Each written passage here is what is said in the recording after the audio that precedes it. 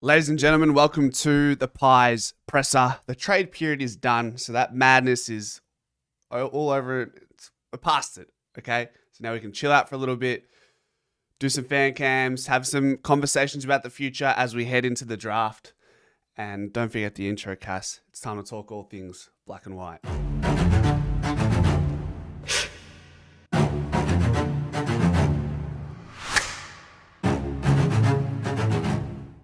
Happy Monday, ladies and gents. I hope we're all doing super well.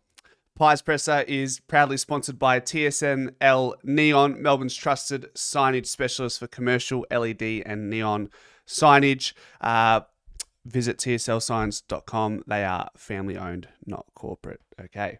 Guys, a little bit hungover from Saturday night. So the brain fog is real, but we're here. We're here, and then we have basketball in about an hour and a half. So hence why we're starting the show 10 minutes earlier. I got a coffee in hand. How are we all? We all good? Yassel Buzz, Chris Talbot, Voidoid, Benny Zero, Pie Man, Josh Jacobs, Ava White. Ava White, your message was retracted. Sometimes that happens. I'm not sure why that happens. Voidoid, I had a debate on True Footy when they said our list has gotten worse with the players we've moved on. You tried explaining how none of them really contributed to our side in the seniors this year. Okay. I see you. What happens with Noah House? Yeah, I don't know, Mello. Kevy, how are we, mate? Stephanos? It's an interesting one, isn't it? Let me, someone mentioned the list. 6 list spots or something. Let me check my side of things to see if that aligns. And guys, we are doing fan cam, so if you want to jump into the Discord channel, we will be welcoming people to have share their thoughts for the next 45 minutes to an hour or so. So get into the Discord. If you guys want to be a part of the Discord and you're not in it yet, let me know and we can send a link. Let me see where we're at, Buzz. Give me 1 second. I'll tell you exactly where we're at. I'll share it on the screen. Yes. Been a busy day at the gym. Good man. Jay Clark said the Pies and Richmond are after Ben Hobbs. Where did we see that? Is that on Twitter? Jay Clark? I'll have a look. Bear with. Always tends to happen around 6 o'clock. You get some news around players, or you just get news around this time stamp regarding news. So it's always good. That's why it's good to go live at this time, I've learned. So I'm seeing from John Ralph, Cam Guthrie has been delisted. So that's an interesting one. I mean, not too long ago, I feel like he was a really good contributor to the Geelong Cats, which is interesting. If I go Jay Clark. Benny Parsons, how are we? I'm not seeing any tweets from Jay Clark regarding Hobbsy. And then, yes, Sully's signed on Ava, so that's good. That is good. I think that was, like, I wouldn't have been surprised if he got delisted, just knowing he's not going to play midfield and knowing that he would only play in the forward line. But when you have players like Will Hayes, Lockie Schultz, Bobby Hill, Bo McCreary, Patrick Lipinski can play the role as well. And then, what does Jai Saxon do? Media cycle, pre-evening news, then a bit more detail in the bulletin. Yeah, it's pretty spot on, isn't it? It's pretty spot on. So this is where we're at. Let's have a look. This is live as of a couple days ago. So 31 on the primary list. That's 1, 2, 3, 4, 5, 6, 7. So there you go, Buzz. Seven outgoing. Well, really, 8 if you include Maya Check. Blight still to be seen whether he will actually be a part of the side or probably be more of a pre-season supplementary job. Stewie says Guthrie is finished as a player. Benny Parsons, it is expensive. Last time I was in New Zealand, it was like $3 a litre for petrol or something crazy. I don't know if it's still like that these days, isn't it? But it was wild. Absolutely wild. Just looking at these picks, by the way, guys, this is something I want to look into at some point.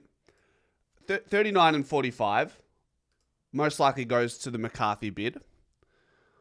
56 Like I know people do their draft boards up to 60 normally.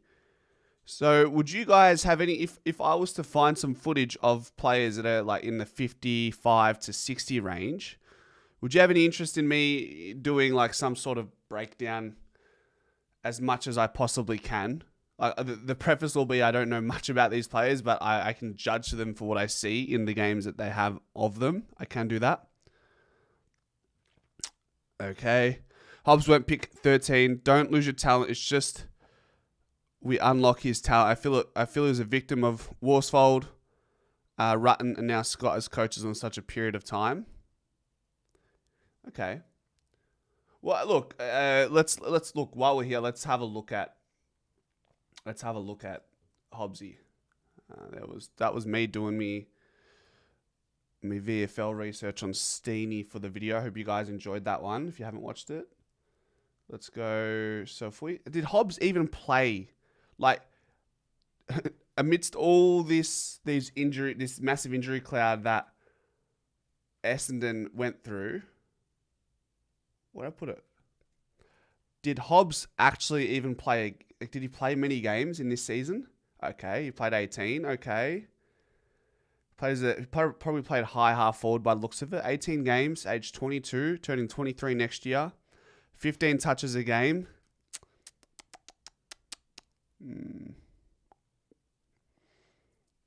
Hardly played any midfield.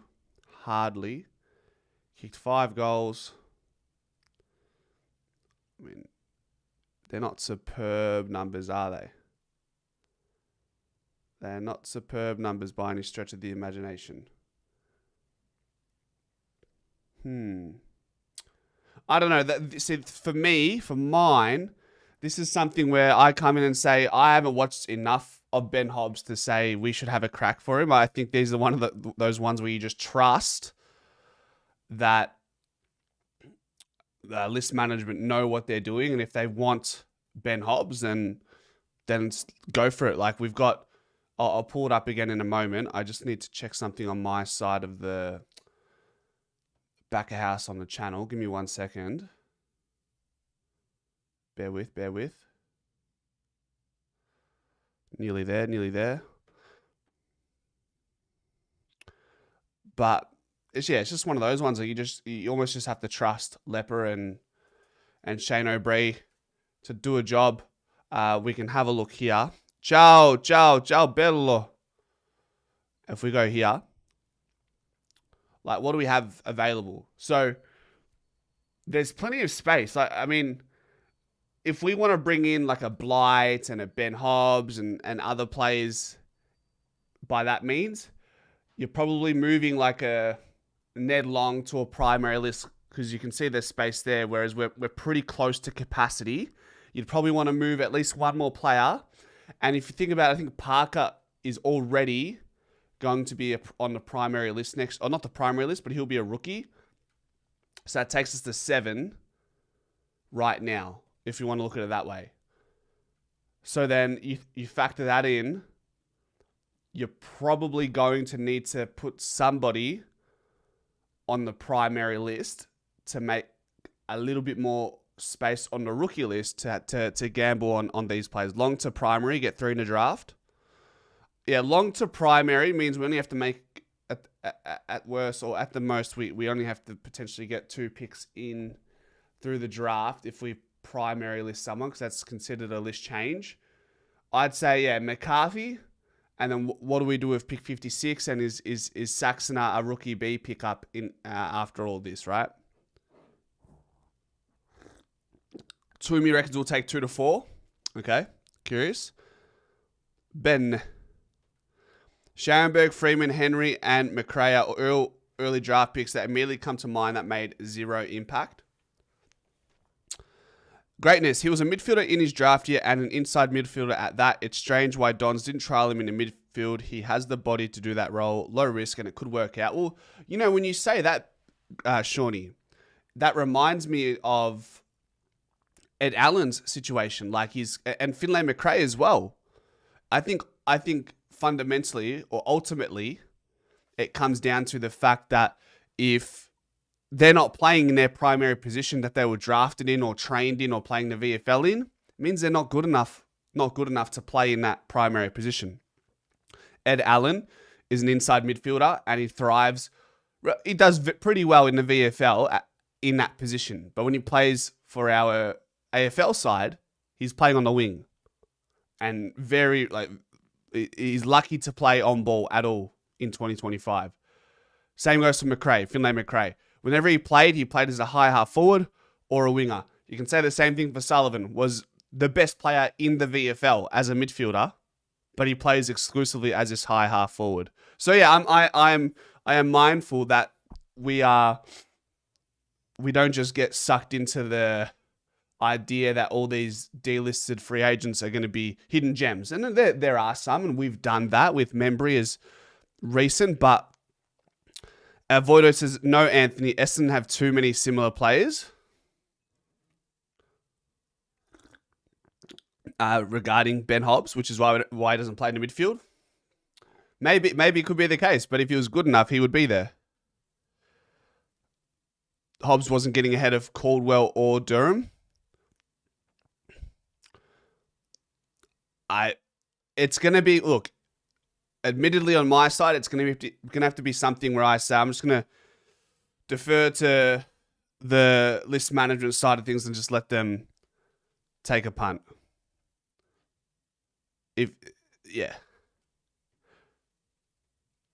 They debuted like 14 players this year, right? Was Hobbs playing regular with all? He played 18 games this year, Benny.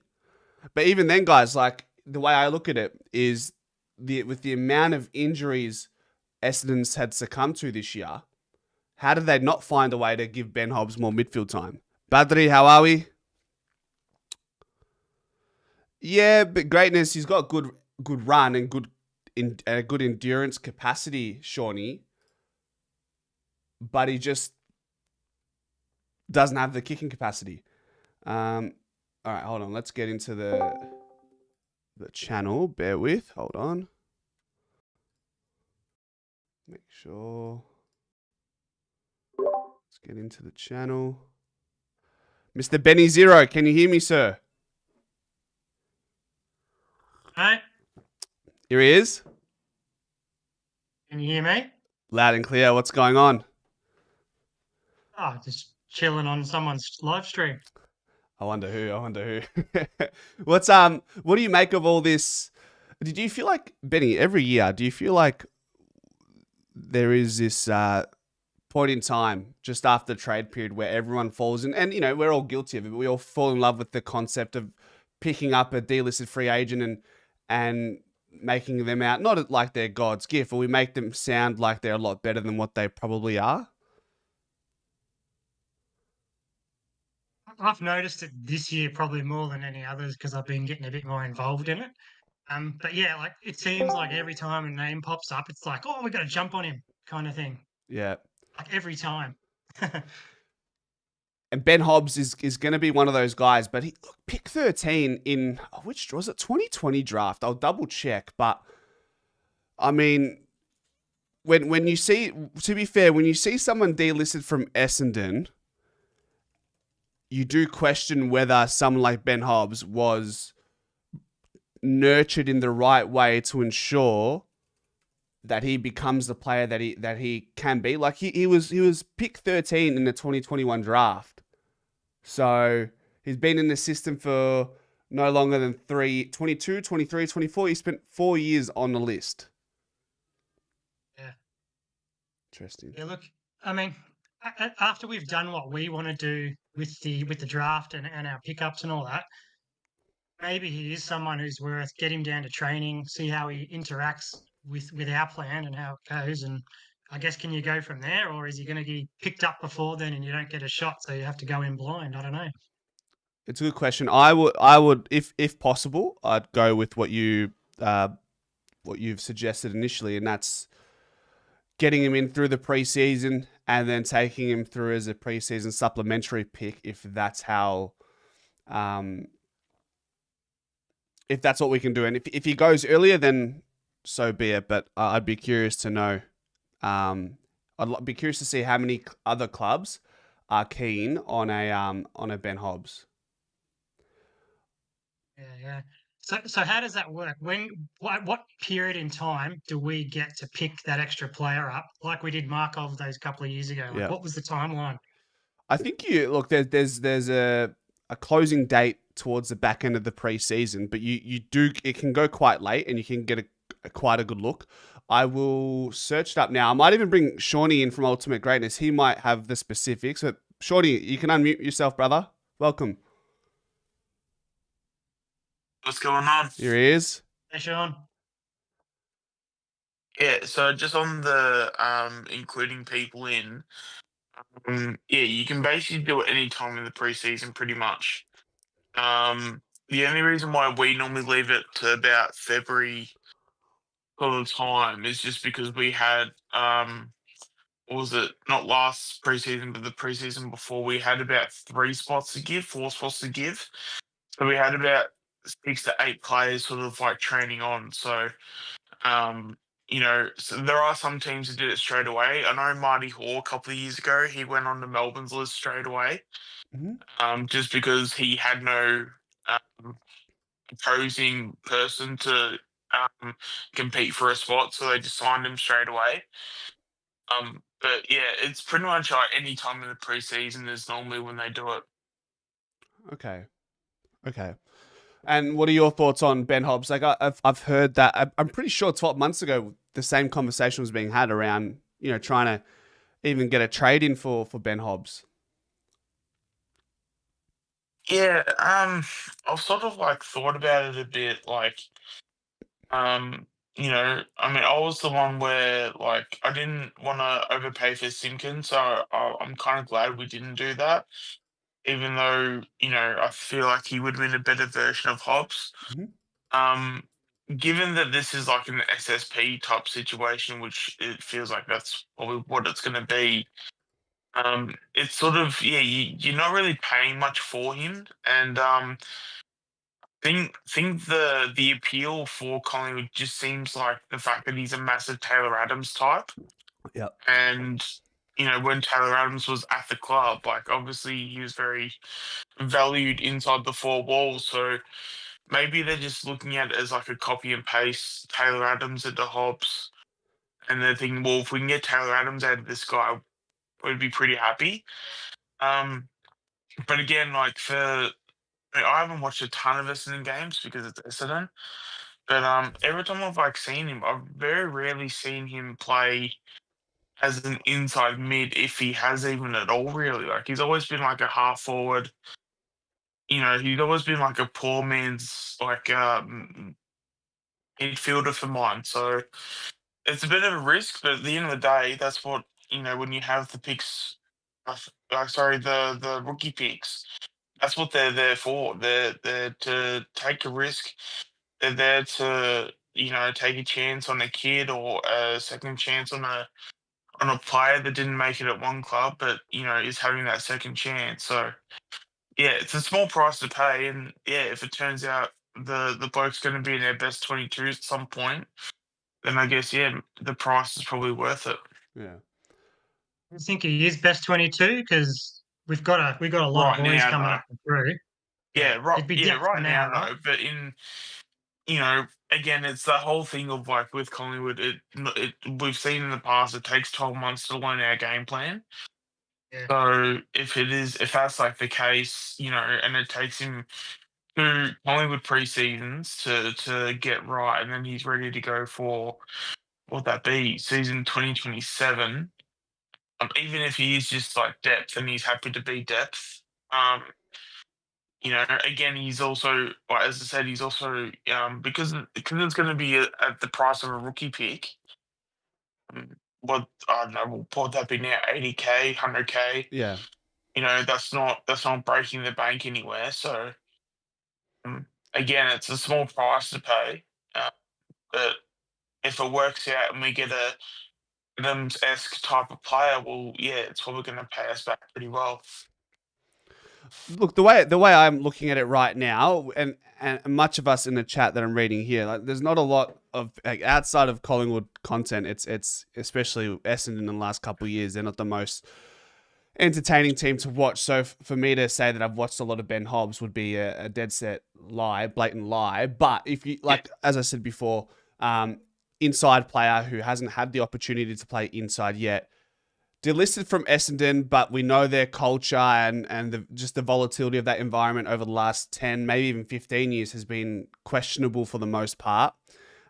Pick 13, and then coming into the league, I remember the leadership traits that he exuded that we heard from the recruitment management and whatnot. So those things, if you sort of intertwine all those pieces of information together, and then you throw in that this guy can be he goes from being pick 13 to potentially a rookie pick in the right age demographic. So he was drafted in 21, so he'd be 22, 23 next year. Yeah, he was 22, I believe. I'll fact check. I've got it here. I just saw it just before. 23 next year. So 22. yeah, year 5 in the system. So look, with what's out there right now in delisted free agency, when there's like a Cam Guthrie there, Stephen May's not delisted, but he may as well be. The options are bleak. You hear the names of Frosty as well. So yeah, I think if there is a player you'd be willing to take a dive into, maybe Ben Hobbs is one of those guys. I've got a poll. 68% of you say that Ben Hobbs would be a good option to rookie. Yeah. Is anyone else on your mind, Shawnee? As I said, in terms of that spot specifically, or just in general? Yeah, I suppose. Look, we've got it. We've got. I think we've got enough space to have 2 or 3 new rookies put onto this list throughout the preseason. So, is there anyone that you have in mind? I've heard a bit of word that apparently, Ed,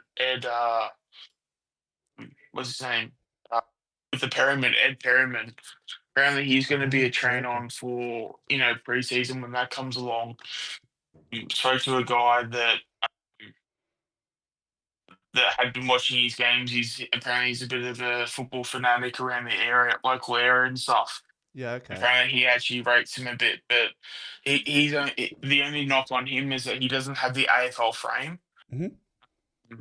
But it's that, but obviously he has the football skills and ability similar to his brother Harry, but he just doesn't have that AFL body yet. But you get him in the gym, and again, you hand him a pick in the rookie draft, or SSP or anything like that. Again, because these guys are rookies, that's basically what the whole point of trying to get a rookie in is, that you're not going to get a guy that's guaranteed to be in your best 22. But if you give the guy a bit of patience, you let him grow, you let him develop, build a frame, and within say 2 or 3 years, you find a week where he starts to play a senior game of football. So yeah.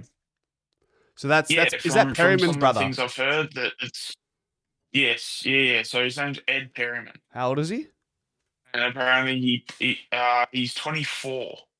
Okay. Memory. Is he playing local footy? Like, where is he based?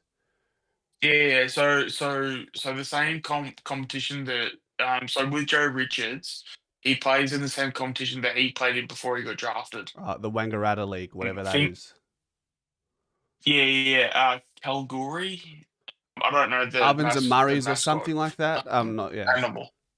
Yeah. Yeah. I've got a question for think it all of was, you in the chat, including the chat and you guys who are in the Discord right now. Benny, I'll start with you, okay? What is one thing you've learned about the Pies this season that you feel the club needs to attend to in season 2026? I already messaged this to you the other day. I said my only disappointment of the trade period was that we didn't get that Luke Ball type.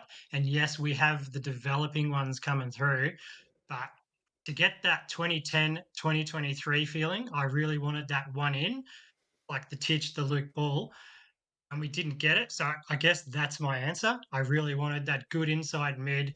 And I know Ned Long's there and he's developing, and that's good. And he can even take another step now. That's great. But it was probably that I wanted that.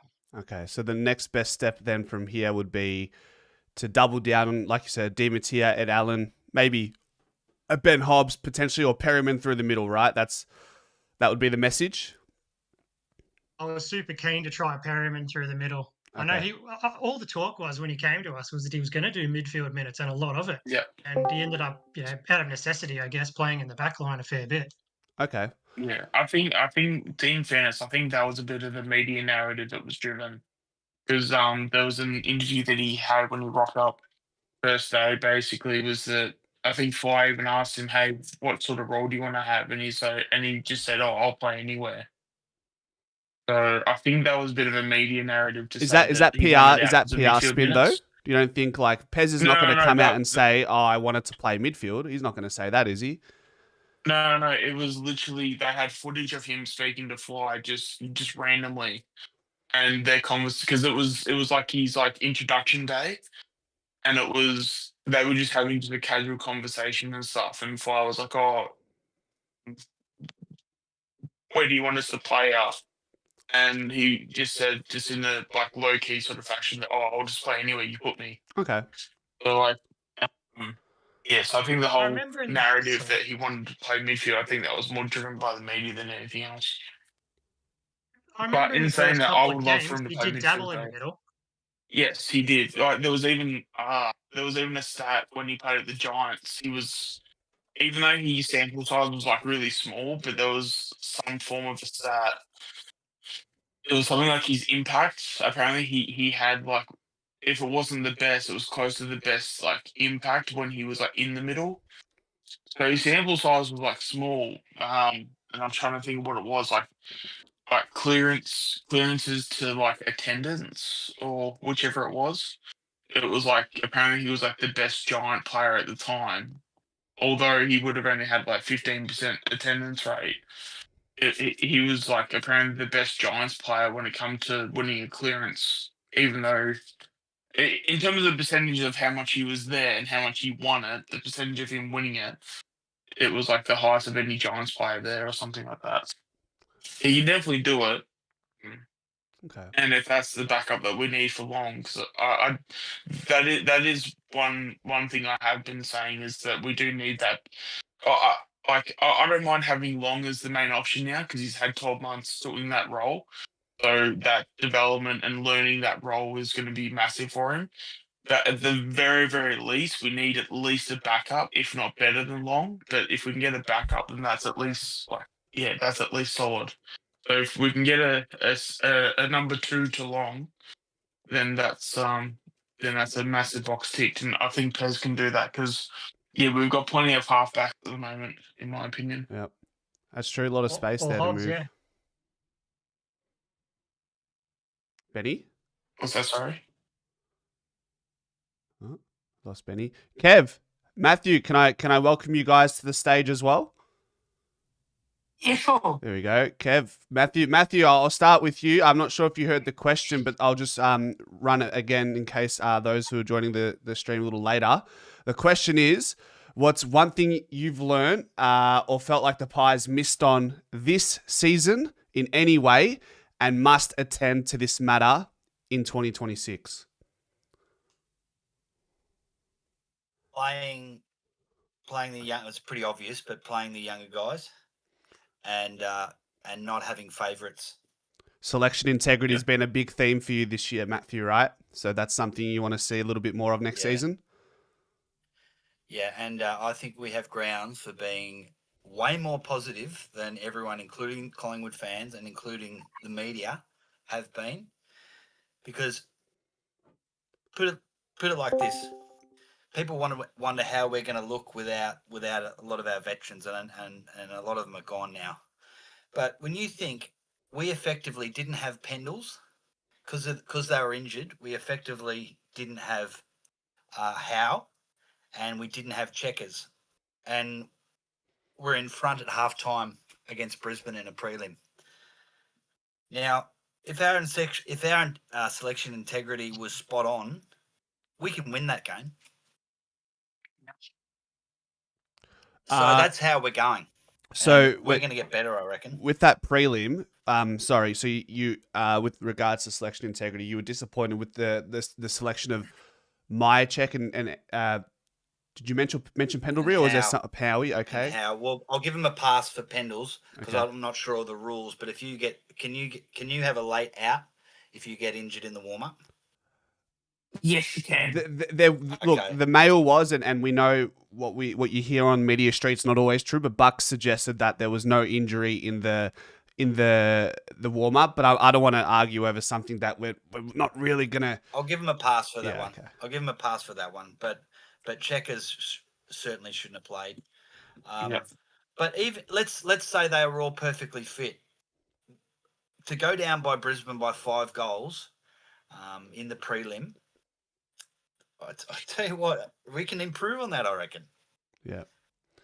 Do you guys actually have an important question, and maybe we haven't sat in this enough because it's still relatively raw, but for me, that prelim game, I felt like the biggest issue in that game was just the inability to come into that second half with this kill mentality, and that the first 10 minutes of that quarter pretty much drove the narrative for the rest of the game, and I don't overcomplicate it any more than that. I tend Forward to stoppages. Mhm. The forward stoppages were just ridiculous for them. Yep. Kev?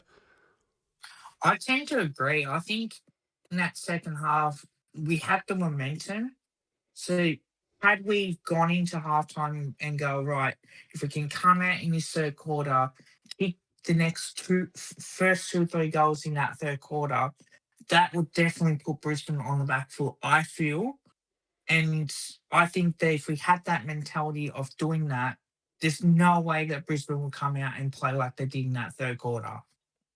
So I definitely do think. I think the problem is as well, another criticism that went on to Howe to play.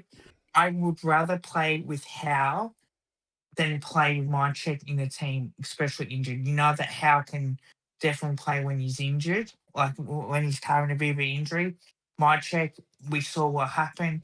He struggled to get through a full game with the injections. I would have preferred had we played McStay instead. And if we really wanted to, we could have played Parker. But McStay was cooked as well, I agree though. with that. McStay was cooked, though. We've come to find out as well. Oh, that we did not know at the time. No. I think that's a concern for me, is that if we don't know that they're injured or not, how the hell are we meant to know that if they're fit to play? If they aren't fit to play and both of them aren't fit to play, then you have to play somebody else. It is simple as that. Even if it's not McStay, get an extra midfielder in or an extra whoever. Yeah, Like tend to agree. Yep. I tend to agree. Yep. That's why I was more critical of not playing McStay, because it felt like he had a rest, he had that week off, and therefore Myercheck was a bit up and airy on whether or not he should have played. Any doubt like that, you should never play. There's some injuries that you can play with, and there's some that you can't. Ones that you can't. Problem is, Kev, run. and maybe not everyone will agree, and that's okay. I think from a personal perspective, I'm a chance to play a prelim. I can fake it till I make it. We win, I'm into a granny. If I don't play and we win, I'm not playing the granny. And I know there's the part where you got to do the team thing, but you can't help but to think what these players are thinking about when they've been trying to chase the ultimate success all their life and have the opportunity to play in a prelim and then subsequently, hopefully, a granny. You pull yourself out of that prelim, you're probably not playing the granny if you win. I guess with me, I'm the one that you have to protect. I know it sounds weird to say, but I'm the ones that will play through any injury as possible. If you say, no, you're not playing, therefore you take it out of my hands. So if a physio or a doctor says no, you're not playing this week, it's too risky to play you, because if you injured yourself again, you go down, then you're out for another a month.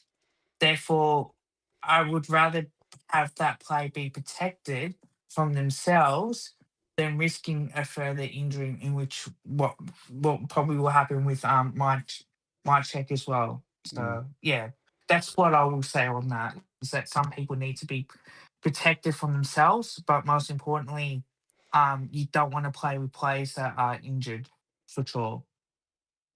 I I also agree. kind of feel like Fly needs to be protected from himself at times. Because like some of the choices that he makes, like, you know, I mean, it's kind of a bit of a strange thought that, like, or at least like for me, one of the first things I was thinking when we had Cox and Tom Mitchell retire and stuff, my first thoughts when I first heard the news officially was, okay, thank God we can't go back to that role again, because we know that, you know, if they were to stay on next year, Fly would have probably used them at a time when we probably needed to debut a Oscar Steen, or like a, even though that like a Harry Amadei might be too young, but if we get a Ben Hobbs, you know, if we're to play Mitchell and Cox over these guys, if I'm sitting here making a bet over like who's Fly going to pick, I'm probably picking that he's going to pick Mitchell and Cox. So the fact that we've gotten them out of the club, as much as I've loved them and I've respected everything that they've done in their careers, but in a sense, like I feel like Fly also needs to have a bit of accountability, and sort of like um, needs to sort of stop going back to the bowl each time, and feasting on like the nostalgia of past heroic events, if that makes any sense. I feel I like do not. that's been a huge factor in what could have happened. Like even in last year as well. Like I felt that we were very complacent and very. I think we just sort of felt like we tried to cruise into the season of 24, and it obviously costed us not only a flag, but it even cost us a spot in the finals period. So Yeah. it Well, actually, I don't know if I've said this at all, but it actually kind of makes me sick that Brisbane have won 2 in a row now, when really, if we really think about it, if we were accountable for our own actions and our own position, we should be sitting here talking about a three-peat, but we're talking about a flag that we won in 23, and Brisbane's gone 2 in a row. Sean, we should have won at least 2, I reckon. Yeah. Maybe Brisbane beat us this year, but we were the best team. We were the best team in it in 2024. We just didn't make the finals. By the time the finals come around, we were humming. We even beat Yep. Brisbane in second last game or the last game.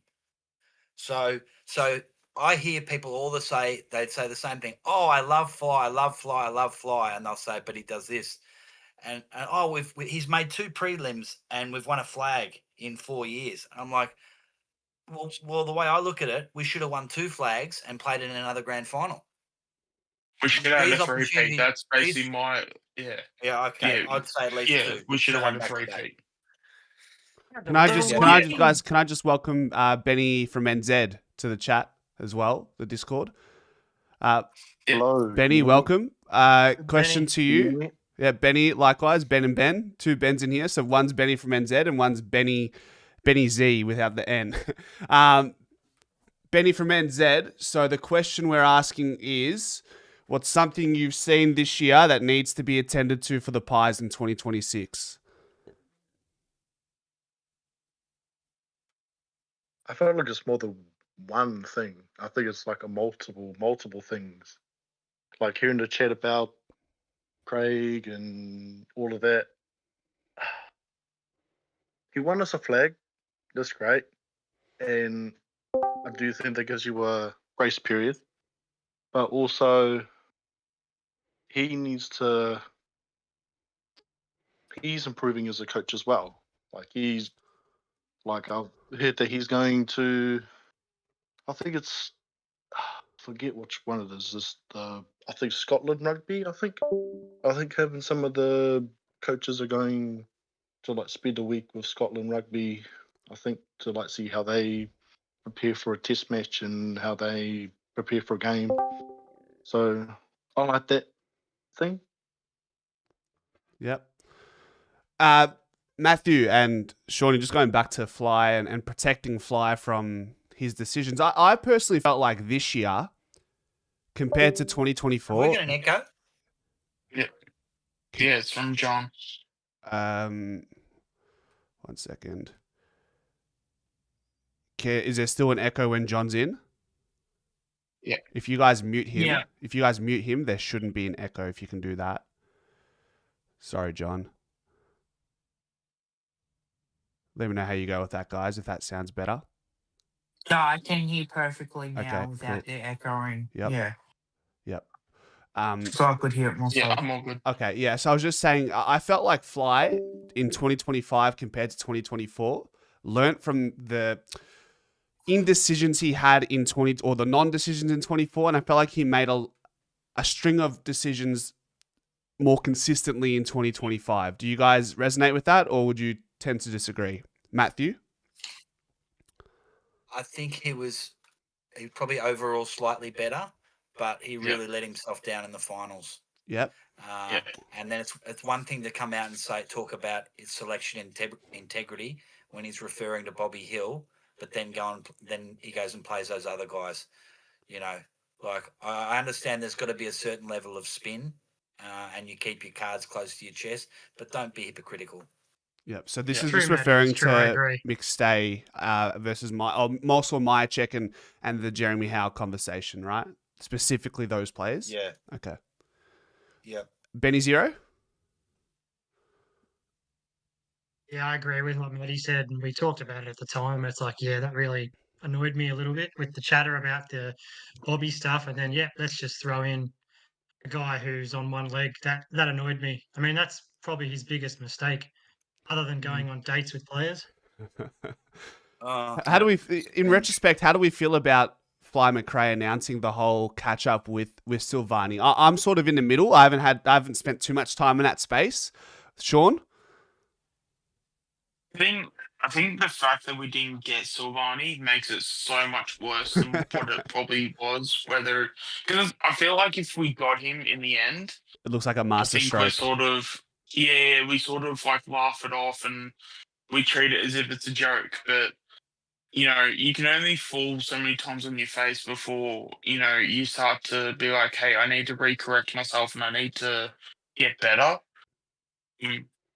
So yeah, so it's like I don't know that I'm trying to find like what the actual answer is, but at the same time, like, because the fact that we didn't get him makes the whole situation so much worse, makes us look extremely arrogant and cocky. Same with Oliver. Yes. He made a smart ass comment about that as well. So my thoughts on that is, you can be honest and say yes, we've met with him, but we're not talking about that right now, and the managers will take care of it. Move on. Yeah. You don't need to make a joke and try and be a clever dick about it. Yeah. That's my thoughts. The problem is as well, like, because you get asked a question whether or not that you have that meeting. I think if you lie about it and then it comes out that you have had that meeting, that makes you more stupid than anything. So it's like you can't win in either way. It's either you say yes, we've met him, but we're not going to make any further comment yet. Yes, exactly. But also That's too, in a way, I think with Jack Savani, I think he's gone for more money at St Kilda than he would be getting at Collingwood, considering that St Kilda have got this war chest of money that they can now give out. Like, I think compared to us, we've had players that were on big money, and now they're off our books. I reckon it's going to help us attract more players. But personally, I would prefer if we did have Savani and I wanted Jack Savani or I wanted Stephen May in, because I felt like had we get either Savani or Manning, I think that helps out a Darcy Moore a lot more. It gives Billy Frampton time to play just on a full forward row, and then let Darcy Moore and Jeremy Howe and Stephen May play, on a different type of play, so they're not having to worry about, doing 2 or 3 things at once. That's what I would have wanted throughout the trade period as well.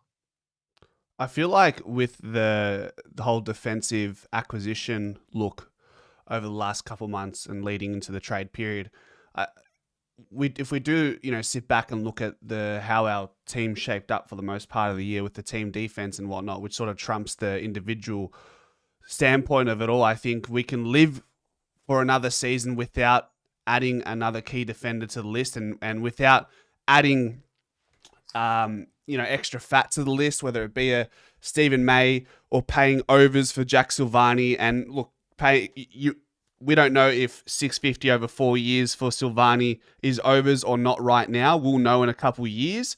Lee Kalia was something we weren't willing to touch because St Kilda were offering 700 over 4. GWS were hardly meeting that. So for the Pies to entertain that wouldn't have been realistic. So I think we can live with what we have right now, given we are the number 1 defense side in the league, and that's more to do with the team defense than the individual talent in the back line. And then you throw in, this is still a bit of not a Hail Mary, but it's close to it. Like, I'm still not certain about how Reef will go, but he's someone who's going to be thrown back into the picture as well. Yeah. Can I play devil's advocate for 1 minute, though? So, had, for example, the Giants put Lee Kalia in a preseason draft, could we then pick him up in a preseason draft, or we can't? He is re-signing with GW or extending his contract with GWS. Yeah, I know that. He's on an extension for 2 years. Yeah. I know that, but had the Giants did put him in a preseason draft, was there any way that we could pick him up? Usually with the preseason draft, if there's a player who's wanted by many clubs, there's usually like a gentleman's agreement that one club won't get in front of the other and screw their plans. Like the Callum Archie, that one's going to be an interesting one to see if anyone takes him before Adelaide does. But Collingwood did it with Luke Ball. I think he got to pick 30 guys and no one picked him up. So yeah, pick 30 in the normal draft. Yeah. And that was a national draft. So I'm not sure. It was the national draft. But I think the rules now are it goes to the rookie draft now. Okay, so he won't slide into the national draft, Archie. Yeah. Okay, so Archie. Yeah, no, I don't think the. Oh, I could be wrong here, but I don't think you can select anyone through the national draft like that anymore. Okay. Yep. All right, guys. I hate to leave it here. But I think given it's the off season, guys, I will try to do more of these fan cams once or twice a week so we can have these conversations. And for those who are here, let me know in the comment section now or after the fact if you've enjoyed this. We'll continue this, but I do have to go to basketball, guys. So I'm going to love you and leave you. Yep. Appreciate you guys jumping on. Mate. Thanks, Kev. Yep, all good. All right, see you Thanks, guys. Anthony. Take care. See you guys. Have fun, mate. Thanks. Get out of this. All right, ladies and gents, enjoyed your time this Monday evening. Probably see you tomorrow again. This is what we do. And as always, go Pies.